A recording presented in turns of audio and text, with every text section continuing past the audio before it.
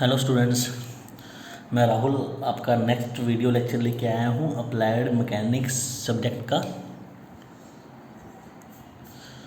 हम M stands for applied mechanics, ठीक है ना। तो हम एम के अंदर कर रहे थे, कल हमने रिजॉल्वर्ड पार्ट्स ऑफ फोर्सेस का एक न्यूमेरिकल किया था। उस न्यूमेरिकल में अपने को डायग्राम गिवन था, फिगर गिवन था, उसके ऊपर हमने वर्क किया था। न्यूमेरिकल करना बड़ा इजी है, बट दिक्कत आती है कई बार इसका डायग्राम बनाने में। आपको कई बार क्या है, डायग्राम इसका नहीं दिया होता, आपको फिगर खुद क्रिएट करना पड़ता है वहाँ पे। तो आज ऐसा ही एक न्यूमेरिकल आपको करवा रहा हूँ जिसमें कि हम खुद उसका डायग्राम बनाएंगे, जिसके ऊपर हमने काम करना होगा उसकी डायरेक्शन और एंगल के अकॉर्डिंग, ठीक है नी। तो क्वेश्चन में दिया क्या कुछ है, पहले ये देखिए। उसने अपने को कुछ फोर्सेस दे दिए हैं, वो लिख लेते हैं जो उसने दिया हुआ है। वो बोल रहा है आपका 50 न्यूटन फोर्स लग रहा है ड्यू नॉर्थ मीन्स वो आपका नॉर्थ डायरेक्शन की तरफ 50 न्यूटन फोर्स नॉर्थ में जा रहा है। सेकंड, उसने जो फोर्स दे रखा है वो है 20 न्यूटन, 20 न्यूटन फोर्स है जो कि आपका नॉर्थ ईस्ट मीन्स नॉर्थ और ईस्ट के सेंटर में है, ठीक है ना। ना नॉर्थ में है ना ईस्ट में है, दोनों के सेंटर में जा रहा है वो फोर्स। आपको डायग्राम बनाऊंगा ना तभी सब कुछ समझ में आ जाएगा। थर्ड, आपका जो फोर्स है वो 20 न्यूटन ड्यू ईस्ट, ये आपका 20 न्यूटन ड्यू ईस्ट में लग रहा है, ठीक है जी। फोर्थ फोर्स आपको दिया हुआ है 40 न्यूटन इन द, अब ये लाइन देखिएगा, यहाँ पे ये कंफ्यूज करेगा, इन the direction inclined 30 degree, inclined 30 degree east of south. 40 Newton जो है वो इंक्लाइंड है 30 डिग्री ईस्ट ऑफ साउथ, ठीक है ना। इसका मीन्स क्या हुआ, आपने साउथ से ईस्ट वाली साइड जाना है, मीन्स जो एंगल है वो जो पीछे लगा हुआ उसके साथ में बनेगा, लेकिन ईस्ट वाली साइड। ये जब बनाएंगे तब बताऊंगा आपको मैं। और फिफ्थ में आपका है 60 न्यूटन, ये सेम है in the direction inclined 60 degree south of west. ये हमें दे रखी हैं 5 फोर्सेस और हमें बोला है रिजल्टेंट निकालिए। आपको पता है रिजल्टेंट निकलेगा इन मैग्नीट्यूड, तो उसका डायरेक्शन भी यहाँ पे निकलेगा। ये रिजल्टेंट अपना कितना एंगल बना रहा है। अब सबसे पहले इसका यहाँ पे बनेगा डायग्राम, जिसके ऊपर आपका यहाँ पे सारा काम होगा विद द हेल्प ऑफ इसी डायग्राम के आपका यहाँ पे सॉल्यूशन निकलेंगे। तो डायरेक्शंस कल आपको मैंने बताया था, ये आपका नॉर्थ होता है, ये साउथ होता है, इधर में आप वेस्ट ले लेते हो, इधर में आप ईस्ट ले लेते हो, ठीक है। तो सबसे पहला क्या बोला है उसने, अब देखिए 50 न्यूटन ड्यू नॉर्थ की डायरेक्शन में आपका लग रहा है 50 न्यूटन। तो ये आपका पहला फोर्स आ गया, ठीक है ना। उसने कोई एंगल नहीं दिया था, बस लिखा था 50 न्यूटन ड्यू नॉर्थ है, तो हमने नॉर्थ में 50 न्यूटन ड्रॉ कर दिया। सेकंड 20 न्यूटन नॉर्थ ईस्ट दोनों के बीच में कितना 20 न्यूटन, ठीक है ना। यही था ना 20 न्यूटन नॉर्थ ईस्ट, तो ये नॉर्थ ईस्ट के बीच में 20 न्यूटन आ गया। उसके बाद है 30 न्यूटन ड्यू ईस्ट। अब ईस्ट वाली डायरेक्शन के अंदर आपका वो जो फोर्स है 30 न्यूटन, ठीक है जी। ये हो गया, पहले 3 सिंपल फोर्स से ड्रॉ हो गए। अब फोर्थ देखिए, फोर्थ उसने बोला था 40 Newton in the direction inclined 30 degree east of south, means south से आपका ईस्ट वाली। अब साउथ से आप वेस्ट भी जा सकते हो, ईस्ट भी, लेकिन मैं बोल दिया साउथ से आपने ईस्ट वाली साइड जाना है। साउथ के साथ में आपका एंगल बनेगा 30 का, तो मीन्स यहाँ पे 30 का एंगल, और ये आपका फोर्स जा रहा है 40 न्यूटन, ठीक है जी। अब नेक्स्ट लाइन भी ऐसे ही थी, उसमें साउथ ऑफ वेस्ट बोला है, वेस्ट मीन्स जो पीछे वाला वेस्ट। अब वेस्ट से आप नॉर्थ और साउथ दोनों जा सकते हो, लेकिन वो बोला है वेस्ट ऑफ साउथ, मीन्स आपने साउथ वाली साइड जाना है। यहाँ पे आपका 60 डिग्री का एंगल बन रहा है और फोर्स आपको ये भी 60 न्यूटन ही दे रखा है। 60 newton 60 degree south of west. ठीक है, तो ये डायग्राम बन गया अपना। दोबारा से समझ लीजिए, पहला उसने बोला था 50 न्यूटन ड्यू नॉर्थ वाली डायरेक्शन में आपने 50 न्यूटन जाना था, हम नॉर्थ वाली डायरेक्शन में 50 न्यूटन चले गए। फिर उसने बोला था 20 न्यूटन ड्यू नॉर्थ ईस्ट, दोनों के बीच में 20 न्यूटन चले गए। फिर उसने बोला था 30 न्यूटन ड्यू ईस्ट, 30 ईस्ट की तरफ आ गए। आपको बस ये दो समझने वाली बात यहाँ पे है, जो भी पीछे लिखा रहेगा, यहाँ पे साउथ लिखा था तो भी साउथ के साथ में एंगल। अब बनना किस साइड है, वेस्ट या ईस्ट, उसने बोला था ईस्ट, तो आपने यहाँ पे 30 डिग्री का एंगल ड्रॉ कर दिया। ऐसे ही यहाँ पे वेस्ट बोला था, साउथ ऑफ वेस्ट नॉर्थ वाली साइड या वेस्ट वाली, उसने बोला है साउथ वाली, सॉरी नॉर्थ वाली या साउथ वाली, उसने बोला है साउथ, तो साउथ वाली साइड आएंगे और वेस्ट के साथ में 60 डिग्री का एंगल बन गया। तो ये भी फोर्सेस अपनी यहाँ पे ड्रॉ हो गई है। ठीक है ना। अब इसका सोल्यूशन निकालना है, सोल्यूशन आपको पता है कल हमने निकाला था, तो वैसे ही यहाँ पे सारा वर्कआउट करेंगे हम कल जैसे। आपको याद होगा आपके दो कंपोनेंट यहाँ पे टूटते थे, हॉरिजॉन्टल एंड वर्टिकल, तो वही आपका यहाँ पे होगा। मीन्स आपका एक fx था, एक आपका fy था। ठीक है ना। तो fx मीन्स आपका हॉरिजॉन्टल, x डायरेक्शन हो गया ना, तो आपका पहले आ गया fx, समीशन था। इसको h लिख लो चाहे fx लिख लो, एक ही बात है। ठीक है ना। आप यहाँ पे समीशन h भी लिख सकते हो कि आपके जो हॉरिजॉन्टल कंपोनेंट है सारे। ठीक है ना। तो पहला फोर्स अब देखिए यहाँ पे कौन सा है, पहला फोर्स आपका ये है 30 न्यूटन। हमेशा यहाँ से हॉरिजॉन्टल से स्टार्ट करते हैं, 30 न्यूटन है। अब ये एंगल कितने के ऊपर है, सीधा लाइन ही जा रहा है ना, तो एंगल यहाँ पे 0 हो गया, तो ये आपका आ गया 30 cos थीटा, तो cos थीटा यहाँ पे है 0 डिग्री, प्लस सेकंड में गए। अब ये फोर्स आ गया, ये आपका है 20 न्यूटन। अब यहाँ पे ये एंगल कितने का बनेगा, अब ये टोटल एंगल कितने का, 90 का होता है, ये सेंटर में से जा रही है तो ये 45 रह गया, तो ये 45 डिग्री आ गया एंगल आपका। ठीक है ना। तो ये आ गया आपका 20 cos 45। नेक्स्ट आगे प्रोसीड किए, अब आगे कहाँ पहुँचे, इस फोर्स के ऊपर। अब ये इसके साथ में कितना एंगल है, 90 का होता है ना ये, तो ये 90 डिग्री का एंगल बन रहा है, तो 50 न्यूटन, तो 50 आपका कॉस के साथ में एंगल बना रहा है 90, प्लस आगे आए। अब आगे ये आ गया, अब ये एंगल कितने का है, 60 का है, तो क्या यहाँ 60 एंगल आएगा। आपको मैंने कल बताया था ना कि एंगल आपका हमेशा यहाँ से स्टार्ट होगा, तो यहाँ से आप स्टार्ट करके आप यहाँ तक आओगे, तो ये आपने एंगल उठाना है। पहले फोर्स लिख लीजिए यहाँ पे 60 कॉस, क्योंकि 60 सीधा आ गया, कॉस आ गया। अब सारा एंगल का यहाँ पे झमेला है।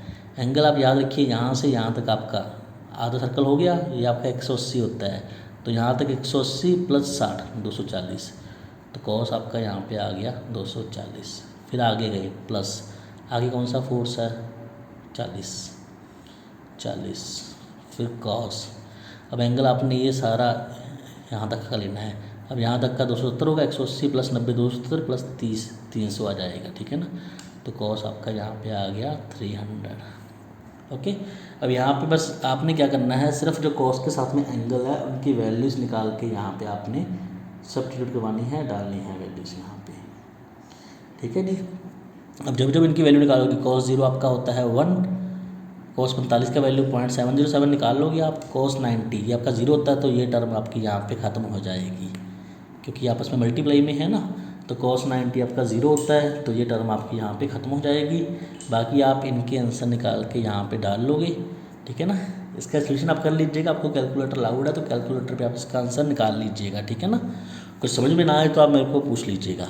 तो मीन्स आपका यहाँ पे सारा करके आपका यहाँ पे समीशन h, या हमने यहाँ पे fx यूज़ किया था, आप fx मत यूज़ करो, आप कंफ्यूज हो जाओगे बाद में। आप समीशन h ही रखिए, तो आपका समीशन h का आंसर यहाँ पे आ जाएगा। इसको पूरा सॉल्व करने के बाद में, सॉल्व करना बोल रहा हूँ, लेकिन इतना लंबा चौड़ा यहाँ पे है नहीं। बस आपके पास एक वैल्यू है, एक वैल्यू आपने साइंटिफिक कैलकुलेटर से देख लेनी है कॉस के एंगल की, और आपस में मल्टीप्लाई करके ऐड ही करना है सबको। ठीक है ना। तो समीशन h आ जाएगा। अब जब समीशन v निकालोगे, आपको मैंने कल भी बताया था, कुछ नहीं करना, ये लाइन ऐसा रखना है, बस जहाँ जहाँ कॉस है उसकी जगह पे साइन कॉस को रिप्लेस कर देगा। मीन्स यहाँ पे 30 एज सच, कॉस की जगह पे साइन, एंगल एज सच। फिर 20 आपका वैसे का वैसा, कॉस की जगह पे साइन, एंगल फिर वैसे का वैसा। मीन्स सारी टर्म में सिर्फ कॉस की जगह पे साइन आएगा, बाकी सारा अपने ऊपर से कॉपी पेस्ट ही मारना है। ये देखिए सारा मैंने ऊपर से वैसे ही उतार दिया है, बस जहाँ जहाँ कॉस था वहाँ वहाँ मैंने साइन रिप्लेस कर दिया है। इसमें भी कोई दिक्कत नहीं आएगा, सिर्फ आपको ये एंगल वाली वैल्यूज़ देखनी होगी और बाद में जो उसके साथ वाली टर्म है उनसे मल्टीप्लाई करा के एडिशन करवाना है, तो आपका यहाँ से निकल आएगा समेशन v, ये भी आपका न्यूटन में आ जाएगा। ठीक है ना, आपके पास दोनों एंगल यहाँ से निकल आएंगे।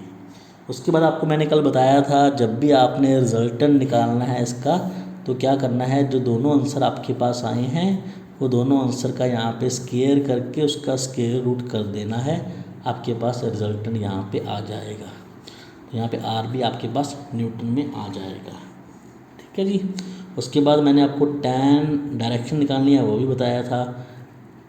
तो उसमें क्या था, इसमें वर्टिकल कंपोनेंट ऊपर में था, हॉरिजॉन्टल नीचे में था, समेशन साथ में डालना है। ठीक है ना, ओके। अब टैन आपका साइन बटा कॉस होता था ना, तो साइन वाली टर्म v वाली थी तो ये ऊपर में आ गई, कॉस वाली टर्म h वाली थी तो ये नीचे में आ गई। दोनों को डिवाइड कर दोगे, यहाँ से आपका डायरेक्शन अल्फ़ा भी निकल आएगा। Alpha is equal to tan inverse, जो भी यहाँ पे आंसर आएगा उसको यहाँ पे लिख के आप इसका फाइनल सोल्यूशन निकाल लोगे। न्यूमेरिकल बड़ा इजी है, कल भी आपको करवाया था वैसा ही है, बस आपको इससे ये डायग्राम बनाना सिखाया है। ठीक है ना। इसके बाद आपकी इसके रिगार्डिंग एक और डायग्राम बनवा देता हूँ, उसका सोल्यूशन नहीं करवाऊँगा, सोल्यूशन आप लोगों ने खुद करना है। अगर कुछ समझ में नहीं आया तो मेरे को पूछना है, क्योंकि आपको मैंने बता दिया इसको सॉल्व कैसे करना है। सॉल्व करना इजी है, बस इसका डायग्राम बनाना है। आपको एक और डायग्राम इसकी बना के दिखाता हूँ, इसकी डायग्राम हमने कैसे बनाई थी। अब देखिए नेक्स्ट क्वेश्चन में आपको क्या दे रखा है, मैंने आपको पहले ही बोला है इसका सिर्फ डायग्राम बनाना है, मैंने सिर्फ डायग्राम बनाना है, सोल्यूशन आप लोगों ने करना है। ठीक है ना। तो अब आपका जो नेक्स्ट न्यूमेरिकल है उसके अंदर आपको फोर्सेस दे रखा है। पहला आपके पास है 20 newton inclined 30 degree to north of east.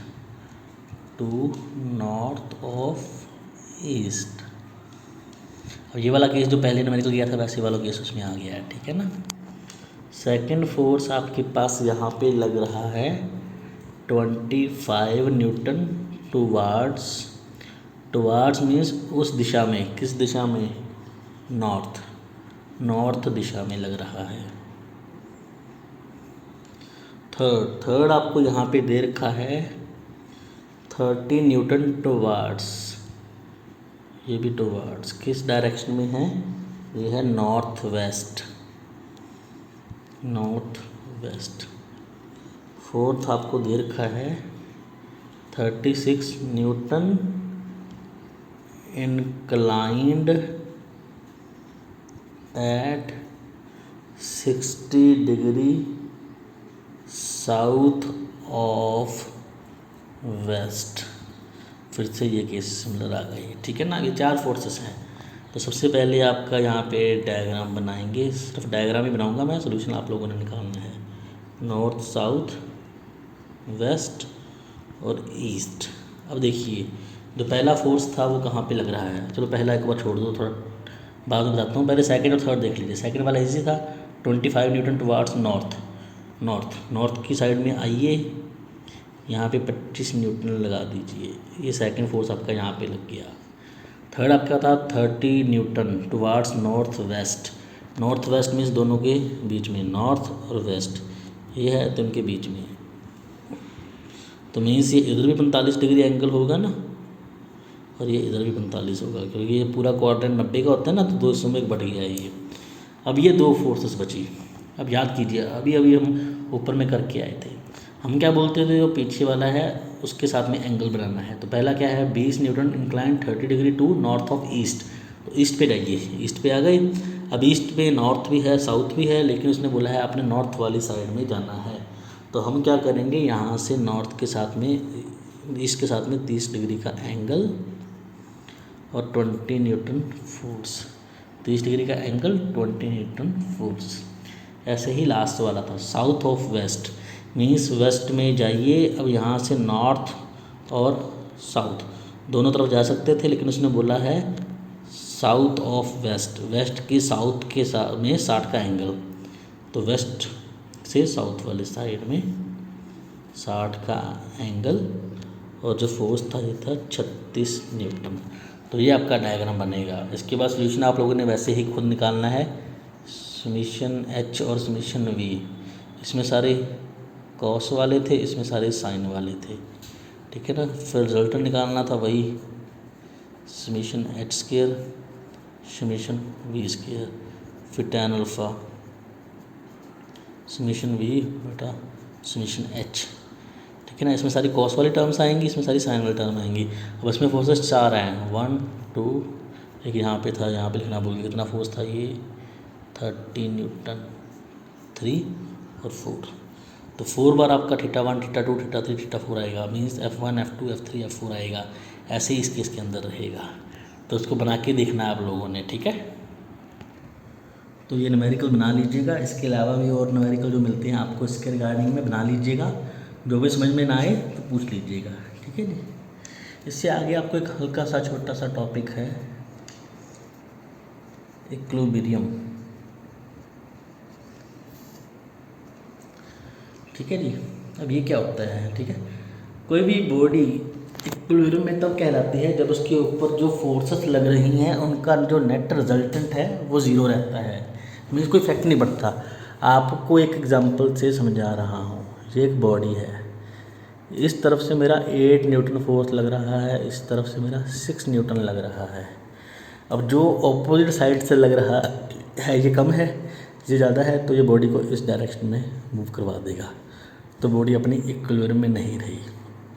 Equilibrium में तभी होगी अगर इधर भी 8 है इधर भी 8 है, नहीं से उसकी पोजीशन में कोई चेंज नहीं आ रहा, तो बॉडी को हम इक्विलिब्रियम में बोल देते हैं, ठीक है। अब इसका डेफिनेशन देखिए वो क्या लिखवा रहा है। वो बोल रहा है a body is said to be, a body is said to be in equilibrium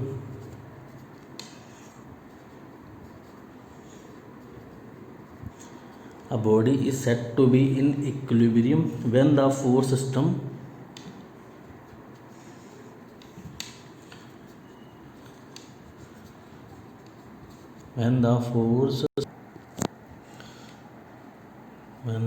system acting। अब इसने यहाँ पे वर्ड फोर्स सिस्टम यूज़ किया है क्योंकि यहाँ पे नंबर ऑफ फोर्सेस लगेंगी। आपको मैं सारा फोर्स सिस्टम पहले पढ़ा के आया हूँ, कौन कौन सी टाइप होती हैं उसमें, ठीक है ना। Force system acting upon it has zero resultant, means कोई आउटपुट यहाँ पे नहीं मिल रहा, कुछ भी नहीं आ रहा, जो आपका लास्ट रिजल्टेंट है वो ज़ीरो है, एंड रिजल्टेंट जो है यहाँ पे ज़ीरो है, ठीक है ना। ऐसे कंडीशन के अंदर क्या है, रिजल्टेंट आपका ज़ीरो रहेगा, और जो फोर्सेस है हम उनको बोलेंगे इक्विलिब्रियम फोर्सेस।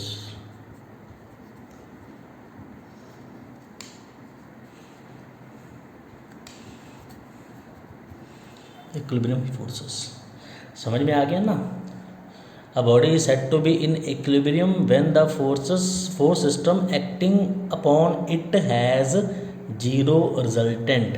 जब इसका रिजल्टेंट जीरो है, जो फोर्स सिस्टम है वहाँ पे कोई नेट इफेक्ट नहीं लग रहा, तो बॉडी को हम बोलते हैं वो इक्विलिब्रियम में है, ठीक है ना। इसके बाद लॉस ऑफ इक्विलिब्रियम है, कौन कौन से लॉ फॉलो करने पड़ते हैं। जनरली यहाँ पे 2 लॉ होते हैं उसको फॉलो करने पड़ते हैं। पहला क्या है, जो वहाँ पे फोर्स लॉ ऑफ इक्विलिब्रियम है। दूसरा आपके पास मोमेंट लॉ है, मोमेंट लॉ है। अब फोर्स लॉ के अकॉर्डिंग क्या है, आपको अभी मैंने एक टॉपिक करवाया था, समीशन एच और समीशन वी निकालते थे। तो फोर्स के 2 कंपोनेंट थे, हॉरिजॉन्टल कंपोनेंट, वर्टिकल कंपोनेंट। जब इन सबका कंपोनेंट का जो सम है अलजेब्रिक सम वो जीरो हो, हॉरिजॉन्टल में भी और वर्टिकल में भी, तो वो उसका फोर्स लॉ होता है, ठीक है ना।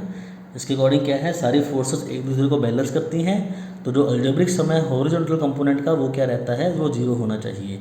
ऐसे ही वर्टिकल कंपोनेंट का जो भी जोड़ है, जो सम है सभी कंपोनेंट्स का, वो जीरो होना चाहिए। ये फोर्स लॉ होता है। मूवमेंट लॉ के अकॉर्डिंग क्या होता है, आपका नेक्स्ट चैप्टर वैसे मूवमेंट ही आएगा, 3rd चैप्टर। मूवमेंट के अकॉर्डिंग जितनी भी वहाँ पे फोर्सेस के कारण मूवमेंट है उसका जो अलजेब्रिक सम है, इसको अलजेब्रिक सम बोलते हैं, आपको मैंने बताया था, ठीक है ना। तो अलजेब्रिक समेशन, अलजेब्रिक सम है वो 0 होना चाहिए। तो ये मोमेंट लॉ ऑफ इक्विलिब्रियम है, ठीक है ना। तो इक्विलिब्रियम के अंदर में ये 2 लॉ काम करते हैं, force law end moment law. Force law के अकॉर्डिंग जितने भी हॉरिजॉन्टल कंपोनेंट और वर्टिकल कंपोनेंट हैं उनका जो अलजेब्रिक सम है वो 0 हो, मीन्स वहाँ पे कोई नेट इफेक्ट ना पड़े। ऐसे ही मोमेंट के अंदर में जितना भी अलजेब्रिक सम है मोमेंट्स का वो 0 होना चाहिए, वहाँ पे नेट इफेक्ट कोई प्रोड्यूस नहीं होना चाहिए। तो ये आपका मोमेंट लॉ ऑफ इक्विलिब्रियम है। Okay, got it. Next topic आपका है free body diagram.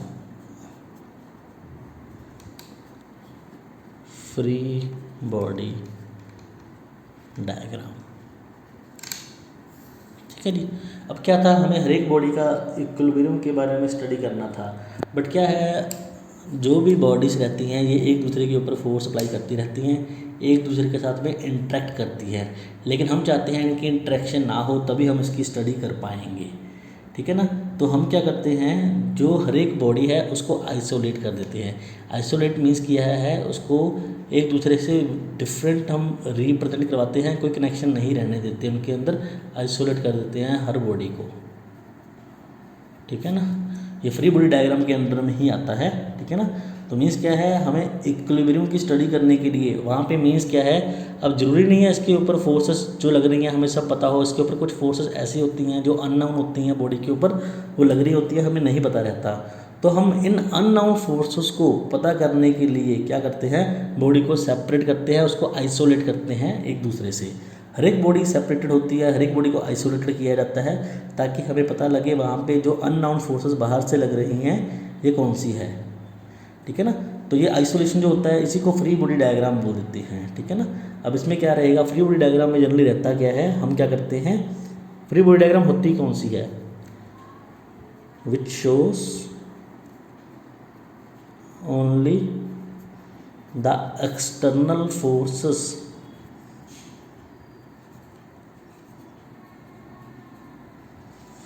exerted on the body,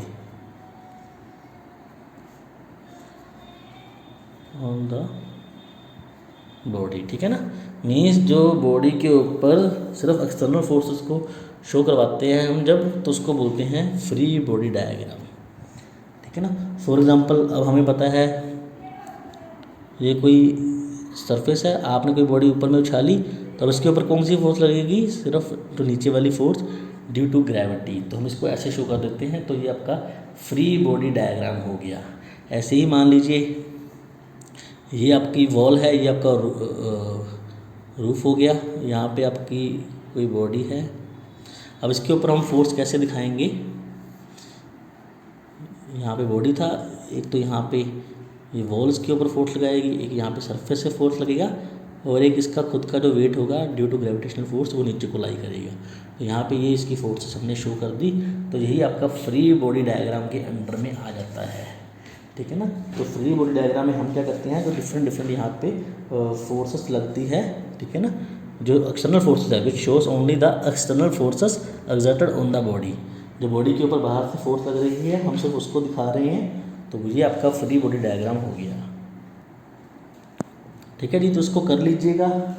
अब इसके बाद आपका इस चैप्टर के अंदर एक टॉपिक बचता है लेमी थ्योरम, ठीक है जी। तो लेमी थ्योरम का डेफिनेशन भी है, डेरिवेशन भी है। तो वो अगर आज के इस लेक्चर में करवाऊंगा थोड़ा लेंथी पड़ जाएगा, वो आप अभी इतना ही कर लीजिएगा फ़िलहाल। नेक्स्ट वीडियो आपका बनेगा उसमें आपको लेमी थ्योरम बताऊंगा, वो वीडियो आपको छोटा बनेगा क्योंकि इसमें सिर्फ एक ही टॉपिक रह गया आपका, वही करवाऊँगा आपको मैं, लेमी थ्योरम। वो काफ़ी मेन है, वो आपका पार्ट सी के अंदर आता होता है, जो आपका फाइनल एग्ज़ाम है उसमें आपको लेमी थ्योरम है क्या वो भी पूछा जाता है, और उसका डेरिवेशन भी आ जाता है, आता आपको prove the Lami theorem, state and prove Lami theorem, ठीक है ना। तो नेक्स्ट लेक्चर के अंदर हम वही करेंगे। आज के लिए इतना ही है। न्यूमेरिकल कर लीजिएगा, आप फर्स्ट ईयर जो करके आए हो यहाँ से आपको पहले भी फिजिक्स केमिस्ट्री में थोड़े बहुत न्यूमेरिकल करने को मिले हैं, और जो लीड से आए हैं ITI और कोई +2 नॉन मेडिकल से आया है, कोई वोकेशनल से आया है, तो सबको ये कंपलसरी है, आपको न्यूमेरिकल करने ही करने हैं। न्यूमेरिकल के बिना मैकेनिकल में आपका बेड़ा पार नहीं लगेगा। तो ऐसा मत सोचिएगा कि न्यूमेरिकल को छोड़ देंगे आगे बढ़ जाएंगे, ओनली थ्योरी हमें पास करवा देगा, न्यूमेरिकल के बिना गति नहीं होगी। मैकेनिकल में हो न्यूमेरिकल करने पड़ेंगे।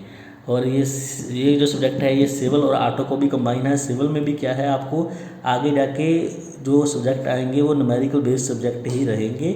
आपको एसएसटी आएगा, ठीक है ना, आरसीसी आएगा, आपका न्यूमेरिकलों के साथ कनेक्शन जुड़ा रहेगा। ऐसे ही ऑटोमोबाइल है, इनको 5th सेमेस्टर में जाके ईओडी होगा, एलिमेंट्स ऑफ डिज़ाइन। मैकेनिकल वालों को एमडी आएगा, मशीन डिज़ाइन। और सिविल वालों को आपको मैंने पहले ही बताया है एसएसटी आएगा, ठीक है ना। तो न्यूमेरिकल नहीं छोड़ने, न्यूमेरिकल करने की हैबिट बनाइए। आपको कैलकुलेटर अलाउड है, कैलकुलेटर की हेल्प से न्यूमेरिकल कीजिए, आंसर निकालिए। कुछ समझ में नहीं आ रहा पूछिए आपको, लेकिन ये करने ही करने हैं आपको। जैसे मैंने आज आपको एक डायग्राम बनवाया है, सिर्फ उसका न्यूमेरिकल आप लोगों ने खुद करना है, तो उसको करना है, उसको ऐसे ही नहीं छोड़ना। जब भी अपनी फिजिकल क्लासेस लगेगी आपका न्यूमेरिकल का ही टेस्ट लिया करना है मैंने यहाँ पे, ठीक है ना। अभी भी कोशिश करेंगे, जैसे आप घर पे हो आपको व्हाट्सएप ग्रुप में टेस्ट बना के भेजे जाएंगे, उसमें सिर्फ न्यूमेरिकल्स ही रहेंगे। और आपको सबमिशन के लिए भी एक दिन दिया जाएगा, 24 घंटे का आपको टाइम दे दिया करेंगे। तो न्यूमेरिकलों से भागना नहीं है, इनको करना है। ओके, चलिए ठीक है, मिलते हैं नेक्स्ट लेक्चर में। Bye bye.